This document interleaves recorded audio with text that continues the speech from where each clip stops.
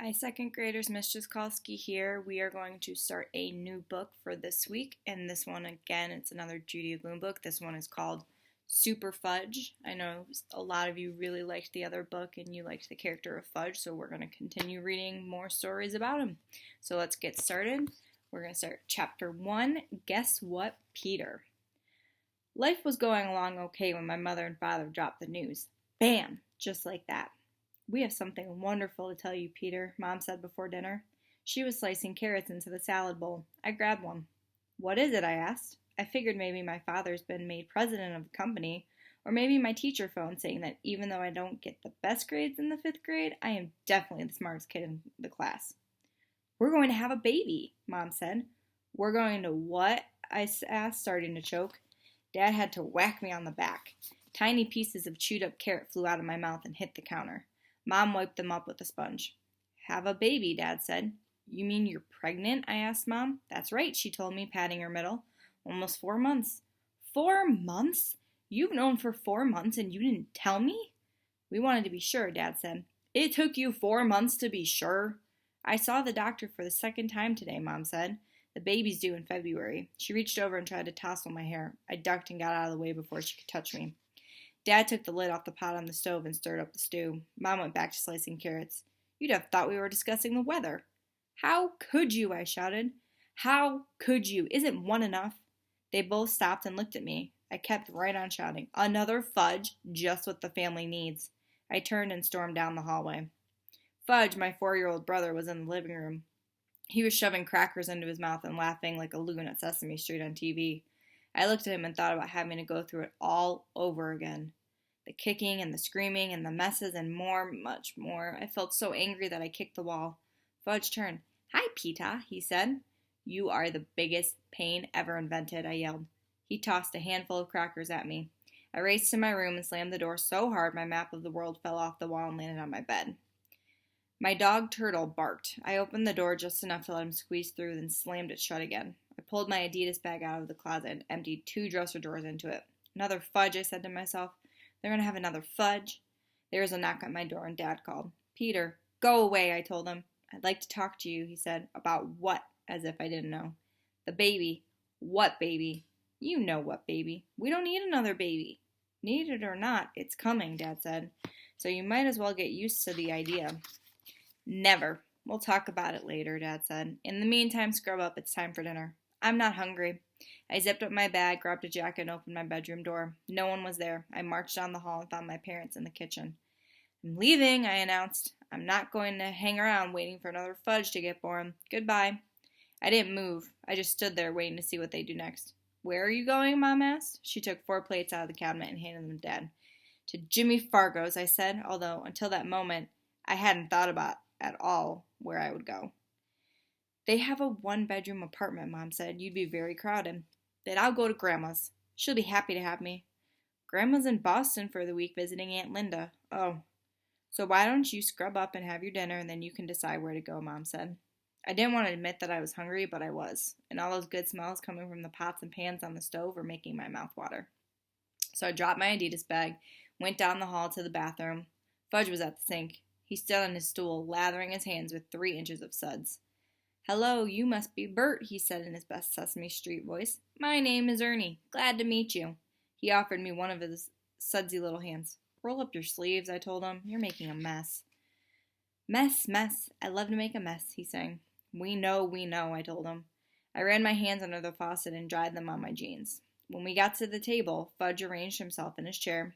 Since he refuses to sit in his booster seat, he has to kneel so that he can reach his place at the table. "Peta didn't scrub," he said. "He only rinsed."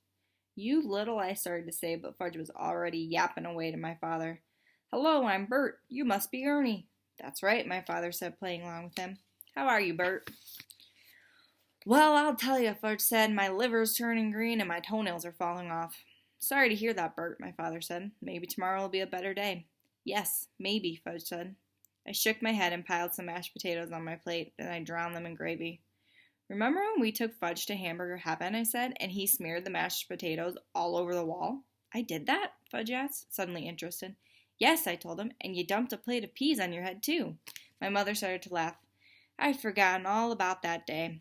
Too bad you didn't remember before you decided to have another baby, I said. Baby? Fudge asked. My mother and father looked at each other. I got the message. They hadn't told Fudge the good news yet. Yes, Mom said, we're going to have a baby. Tomorrow? Fudge asked. No, not tomorrow, Mom said. When? Fudge asked. February, Dad said.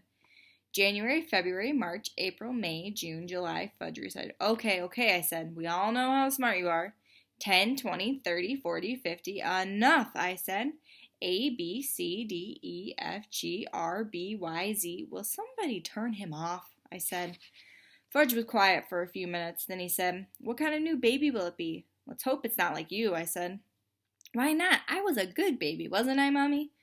You were an interesting baby, Fudgy, Mom said. See, I was an interesting baby, he said to me. And Peter was a sweet baby, Mom said. He was very quiet.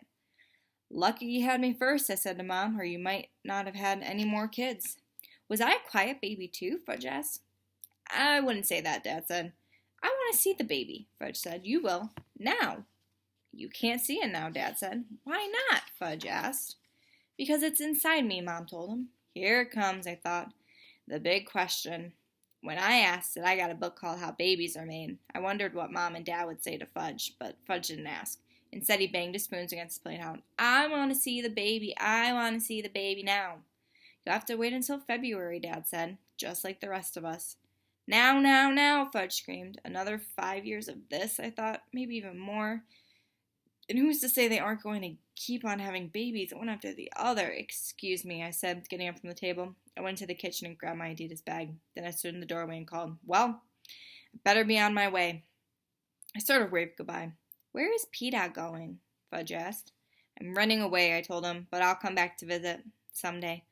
No, Peta, don't go. Fudge jumped off his chair and ran to me. He grabbed my leg and started bawling. Peta, take me with you.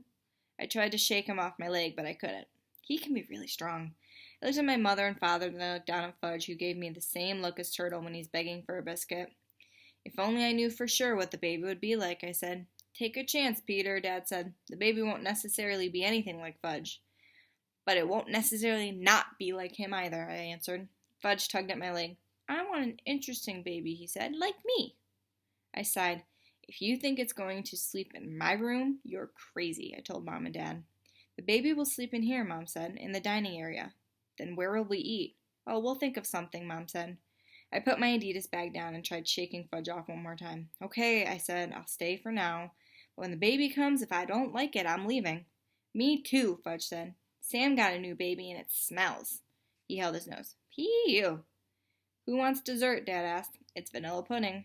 I do, Fudge yelped. He let go of me and climbed into his chair. Peter, Dad said. Sure, why not? And I sat down at the table too. Mom reached over and tousled my hair. This time I let her. All right, your question for today. Can you relate to Peter having the baby brother or baby sister? What are your experiences like at your house? And are they the same as Peter or different? So if you are the oldest sibling at your house, you're going to think about how having the baby brother or sister, how you felt in your life. If you are the youngest sibling at your house, I want you to ask your older siblings how they felt about you. And if you are an only child, ask your parents how they felt when they had you. All right, see you again tomorrow.